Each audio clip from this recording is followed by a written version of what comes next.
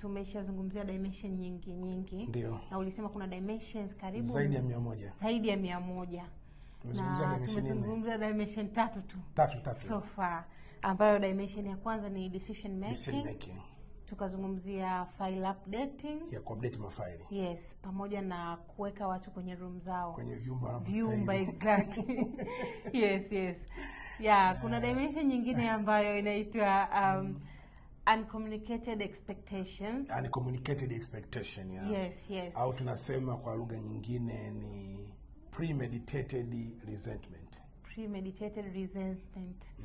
Nilikuwa natamani utuambie kwenye kila flow hii inakaaje na inachukuliwaje? Kimsingi ni kwamba kama nilivyosema, idea the flow ni kuhakikisha kwenye kila cohort ya umri au kwenye kila age group. So kwenye kila age group cohort kuna dimension ambazo zinatusaidia kunavigate ili tuweze kuwa na maisha bora kwenye kila dimension, kila grupu. Ili tuweze kuwa bora, tuweze kuishi vizuri, tuweze kuhusiana na watu, lakini pia tuweze kuwa na maisha ambayo yenye furaha. So hii dimension ya uncommunicated expectation, lengo lake hasa ni kusaidia watu kwenye kila age group.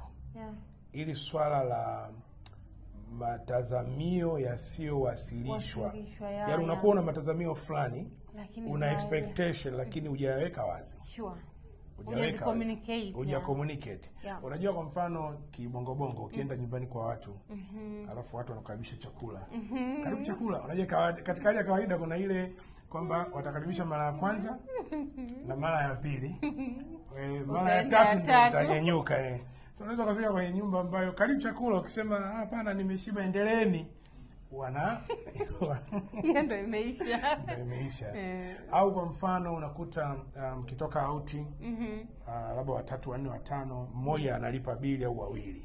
Lakini kwenye nchi nyingine ukitoka out lazima uende na pesa yako. Lazima ujipange kwanza. Kwa hiyo unaona hizo ni tunaita cultural shock. Lakini pia sio hilo tu, mila, tamaduni na kule tuliko kulia pia kuna tutengenezea matarajio mengi au tunaita expectation nyingi sana ambazo wakati mwingine tusipojua namna ya kuzimanage zinatuletea changamoto. Kwa hiyo kuna maeneo mengi tunajikuta tunaishi kwa hayo matazamio au matarajio ambayo hatuja ya communicate. Kwa mwisho wa siku inatuletea frustration, inatuletea burnout, lakini pia inatuletea depression na vitu vingi, pia kuvunja mahusiano. Na hii ni kwa level zote. Kwa mfano kwenye jamii yetu ya Kitanzania, watu wanategemea, kuna umri ukifika watu wanategemea kibongo nazungumzia, katika hali ya kawaida, vipi umejenga? Hata watu wakitoka shule, wakitoka chuo, baada ya muda wanaachana, watakapokutana tena, uko wapi siku hizi? Umeona na mwingine ama kumetafuta nimejenga. Tumemia kwetu bwana. Na kwenye ile story lazima atatafuta tu penyo, lazima ujue hiyo taarifa kwamba sasa tumehamia kwetu. Na ni hali ya kawaida ya kibinadamu. That's how we become human beings. Kwa sababu inatupa pia faraja, at least people should know who we are. Kama ulikuwa unanifahamu niko hivi, sasa niko hivi.